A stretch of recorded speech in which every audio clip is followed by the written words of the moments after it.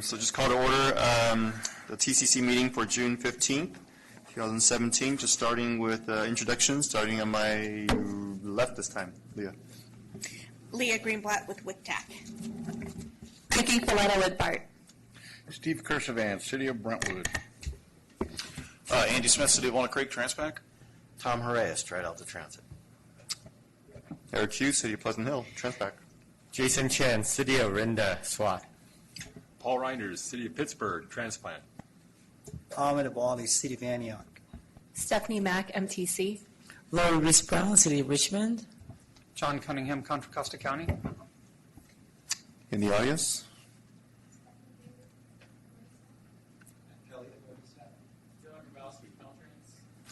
Thank you. Moving on. Public comments. Do we have any members of the public or on this commission that wants to bring up any issues not on the agenda? Seeing none, moving on. Approval of summary of actions. Move to approve. Second. Moved by Steve, second by Andy. All in favor, say aye. Aye. All right. Consent calendar. Do I have a motion to move the consent calendar? So moved. Second. All right, in reverse, moved by Andy and second by Steve. All in favor, say aye. Aye. Thank you. All right, Stephanie, you're up. Upcoming obligation deadlines for project monitoring. Good morning, everyone. Afternoon. Good afternoon, everybody. I just woke up, apparently. Okay. It's not videotaped, right? Anywho, this is an information item that does not require action, and as we do this monthly, attachments A through D has the include the monthly monitoring reports for STIB, OBAC, inactive, and ATP projects. Please review attachment C and make sure that you take action by the milestone dates to prevent your projects from being deobligated. I think the first date I see is sometime in August, so I think there's a bit of time for actions to be taken. And also, as you know, we're finalizing or wrapping up the OBAC 2 process. So once Brad finishes the funding plan for the projects, you will find new sets of tables covering fiscal year 18 through 22 in future TCC meeting agendas. And also, I just wanted to share some information regarding ATP. So as a result of the passage of SB1, an additional $100 million will be directed annually to ATP beginning fiscal year 17-18. CTC staff has developed draft guidelines for the new funds covering fiscal year 17-18 and fiscal year 18-19, which they're calling 2017 ATP Cycle 3 augmentation. CTC proposes that to best use these funds, that they will be made first available to the already programmed projects in ATP Cycle 3, which cover fiscal year 19-20 and fiscal year 2021. MTC has already begun the process of asking projects that were awarded ATP Cycle 3 funds if they're interested in delivering their projects earlier than they're currently programmed. And also, it's important to note that the projects funded by ATP Cycle 3 augmentation do not need to be federal aid eligible. Contra Costa has 2 projects that are awarded ATP Cycle 3 funding, and they're shown on attachment D. They're both sponsored by the county.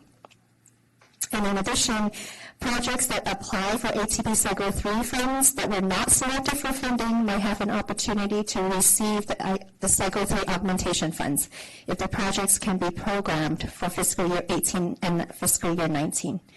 The original ATP Cycle 3 scores will stand, and those projects that have just missed the cutoff score may have a chance to receive or compete for the augmentation funds.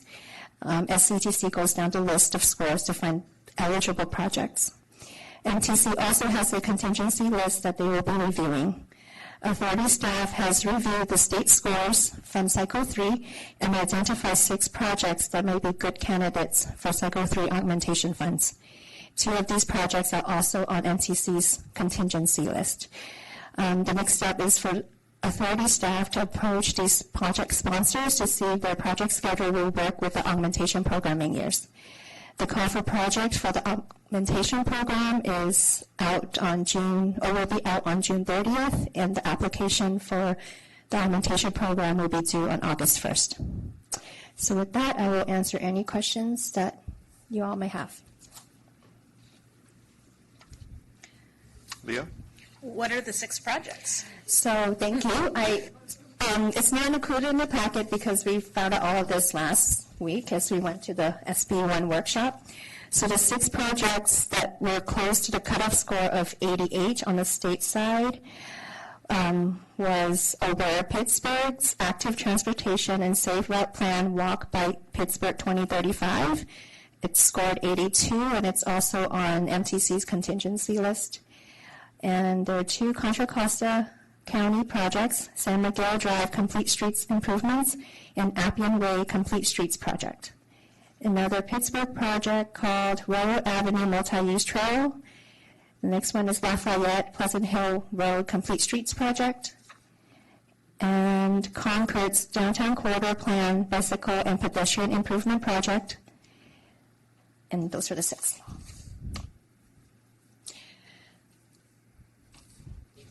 All right. Any other questions? All right. Thank you, Stephanie. Item number 4, release of the draft 2017 Congestion Management Program. Matt, you're up. Thank you, Chair. Good afternoon, members. I'm here to present the draft 2017 Congestion Management Program and to ask for your recommendation to release the draft to the RTPCs and other interested parties for their review once it goes through the authority planning committee and full board. But basically the congestion management program, I've been here a couple times this year talking about different parts of this program, but I'll go over it again. It's it's required by state legislation that was established back in 1991. That original legislation was based on our original growth management program. So many of the requirements of the CMP are satisfied or covered by our growth management program. So we do kind of a technical update of the CMP and refer back to our growth management program for a lot of the requirements. So what we focus on is the capital improvement program, the project listing, which I asked for all your help in updating this spring, and our monitoring program where we go out and monitor 65 CMP intersections and all the freeway segments in the county.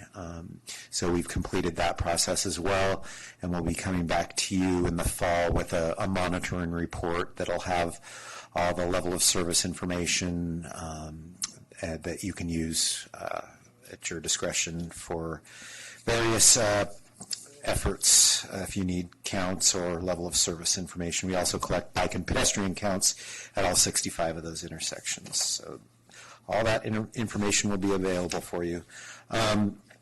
So we went through and we updated each chapter. There was a couple of chapters that didn't require updating, but basically starting with Chapter 2, we updated the performance measures in the CMP. That's Chapter 3. Level of service is Chapter 2 is the level of service standards where we do the monitoring. Chapter 3 is the performance element. We document all the different performance measures we use, so anything from the action plan MTSOs, we document those. We document performance measures that are established as part of different planning efforts like the I-680 Corridor System Management Plan that we did with Caltrans, documenting the Smart Mobility Framework, which is Caltrans performance measures that they're using now on corridor plans. We documented the performance measures we used in the draft 2017 CTP, which you'll be hearing about soon. And I just want to apologize for bringing both the CAMP and the CTP to the same meeting, because normally they are on different schedules, but they somehow collided today, and I apologize for that, because they are different documents, but they have a few things in common. So we updated all the new and existing performance measures that we use here at the authority. Chapter 4 is the capital improvement program, where we've got all your projects where you're going to be seeking money, funding, whether it be local, state, federal, regional, in the next 7 years.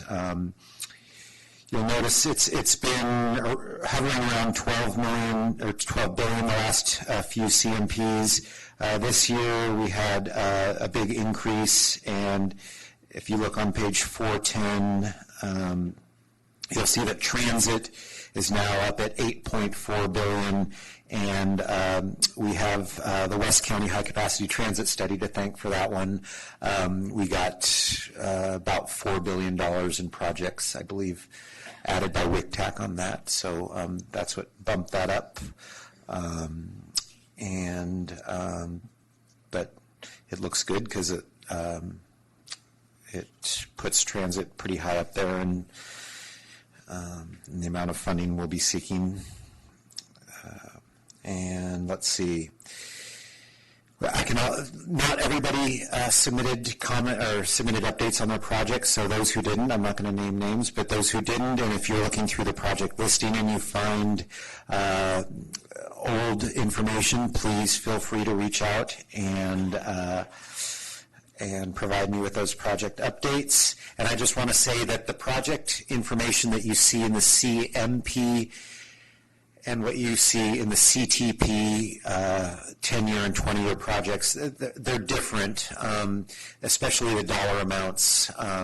The dollar amounts in the CMP are basically the full value of the project, the full ask, whereas in the CTP it's much more constrained and reflects, the amount of money that is available in those constrained lists. So if you see discrepancies on the dollar amounts, it's because one reflects the full cost of the project and one reflects kind of the money available over the next 10 or 20 years.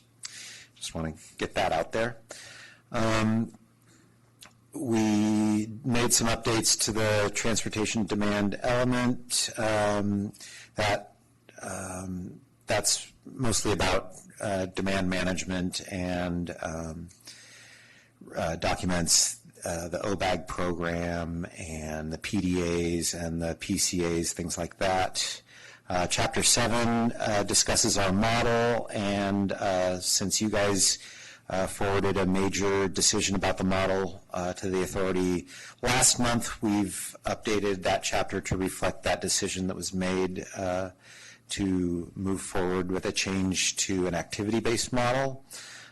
Chapter 8 and 9 were unchanged, and that's kind of where things stand. We have about a 3-month period for review, basically because most of you go dark in August, and we wanted to have a chance for the RTPCs to take a look at it in September. So our comment period is up in the first of October, 1st or 2nd, I forget what I put in here. 1st, thank you.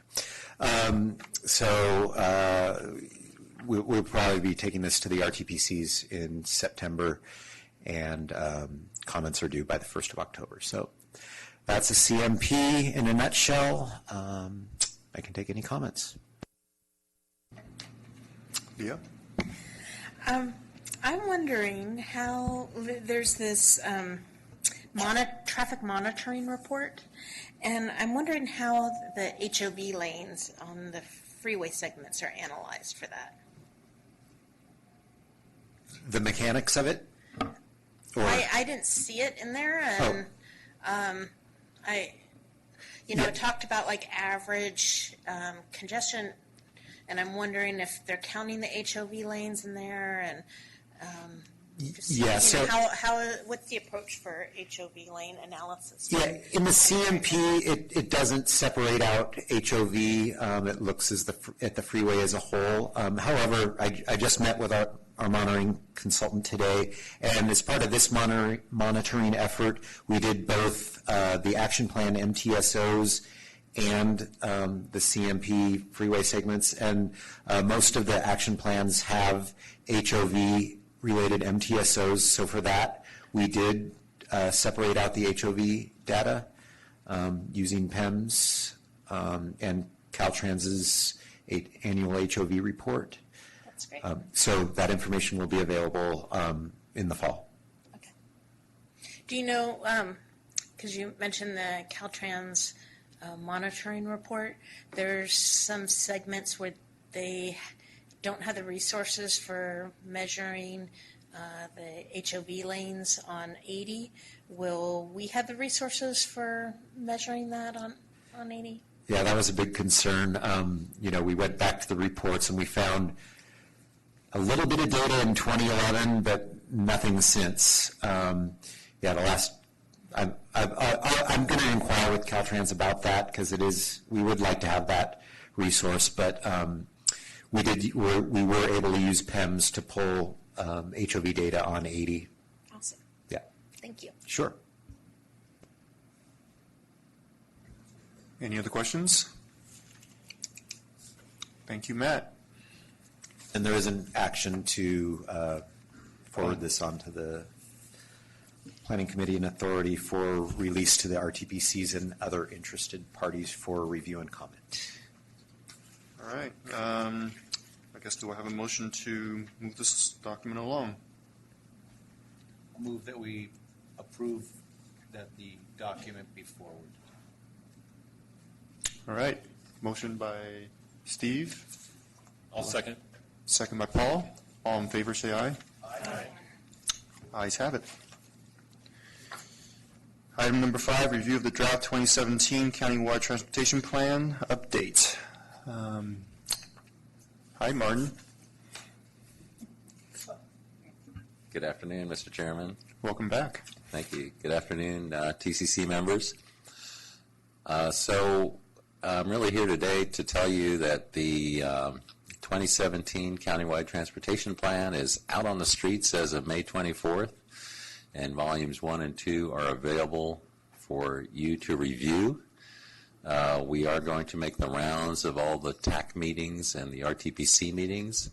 We're available to come to your city council if you'd like to invite us, or if you want us to come to your Rotary Club or to your Citizens Advisory Committee or your Traffic Commission or anybody out there that's interested in the CTP.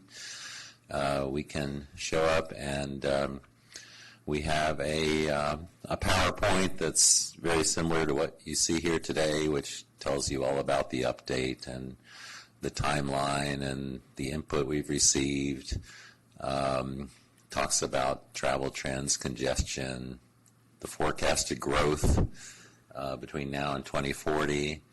And we, as Matt said, we actually have a budget for this 2017 CTP. MTC's CTP guidelines require that we have a 10-year and 20-year priority list.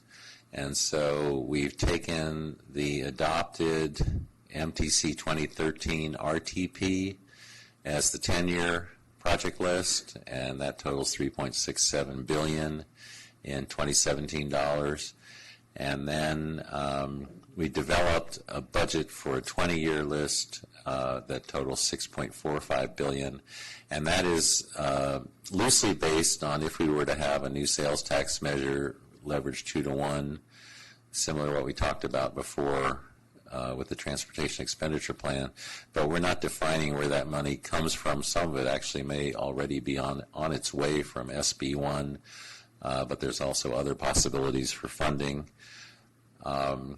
We talk about projects that we can fund and can't fund, and you're probably already familiar with the structure of this CTP. Volume 1 talks about the vision, goals, and strategies and outlines the investment program. There's an implementation program. And Volume 2 summarizes your old friends, the action plans for routes of regional significance. We're not actually including them in the document this time, but we're summarizing them. And then the supplemental reports, we're going to release an EIR. The full action plans are available on our website, and then there are other reports as well. So I do want to just jump to the schedule here and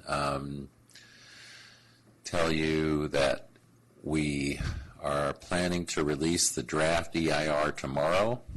It should be up on the 2017 ctpupdate.net website.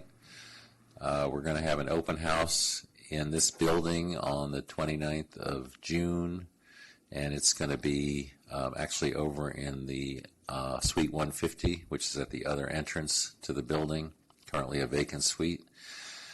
Comments on the CTP and the draft EIR are due on August 1st, and after that we'll be working through August to respond to comments and finalizing the CTP, bringing it to the board for certification and adoption probably in the September-October timeframe. That's tentative adoption date depending on how the review goes and the extent of comments that we receive. So I don't know if we can link to this site or not from here, Matt. Toggle? Okay. All right. So just to quickly show you the website for the CTP, if you haven't been out there, it's called an online open house. It's our online engagement tool, and it's got a little video here of that tells you about the CTP, or about the authority itself, and you can see some good pictures of Randy Iwasaki in there if you're interested. Then some background on the plan itself, the things I showed you in the PowerPoint, the budget, the plan contents, and you can download the documents here. The EIR will be up here tomorrow, and you'll be able to download it either as a full PDF or we got this really cool little flip book thing that you can look at. There's the timeline, and then there is a portal for entering your comments. So this is the portal where anybody can enter their comments, and you may have seen there was an article in the Contra Costa Times from Zachary Millay, and he was talking about the BART extension, and he said, go to this website and send us your comments. So all these comments from West County are rolling in about the BART extension and the preferences there. The EIR comments will be a little more formal, and we'll ask for an actual email from people with email addresses and have a subject line that they're commenting on the EIR. So that's where we stand, and if this body wants to comment collectively on the CTP, you're welcome to do that. You could meet again in July if you wanted to have comments on that, but more likely you'll have individual comments from your cities and your RTPCs, and we're happy to accept those and digest those over the summer and bring back to you a final document in the fall. So that concludes my presentation, and happy to answer any questions. Lori? Okay, so I do want to say that the City of Richmond would be very interested in this being presented to our City Council. I can work through CCTA staff on that date, and hopefully we can do that before their August recess. And then the second thing is that the City of Richmond is working on a transportation mobility first mile, last mile plan, and I wanted to know basically this particular plan, I know we should really feed off of this because this is more of a regional plan for us, but how could we assess that and look at this more locally and with some of the implementation measures that we could apply? So I would suggest that you take a closer look at our 20-year priority list. And we weren't able to fit everything in there. If there's a particular project that the city of Richmond is really interested in, and if it's got a fairly hefty price tag to it, we're not worried about things that cost $1 million or less. But if it's something, you know, in the $10 million, $100 million range, you get up to that order of magnitude, and you don't see it in our 20-year priority list, that would be probably something you'd want to comment on, that you have a high priority project, you want to see it funded in the not too distant future, and you want it to have it included in the CTP. So the projects that are going to be left out there that aren't in the CTP, they can still receive state and federal funding because they're all going to be included in the CMP that Matt just presented to you. So CTP is not necessarily a hunting license to go look for money, but it does help to have your project in there. So that would be the place to start. I think we probably have a lot of the first mile, last mile things covered because we have technology and innovation and shared autonomous vehicles and shuttle bus kind of programs in there already. But that would be my suggestion.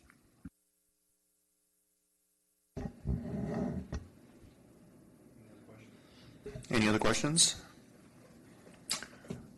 I guess the question, just following up on Martin's comment, is do we want to submit comments individually or as a group? I'm thinking more individually. Okay. All right, so deadline is August 1st for comments? That's correct. All right. And do you need action on this item, or it's more of an informational? It's really more of an informational item, but if you could take the action to accept my report, I'd appreciate it. All right. Do I have a motion to accept Martin's report? Accept the report. Second. Motion by Steve, second by Andy, and all in favor say aye. Aye. All right. And I guess that's it. This meeting is adjourned. See you next month.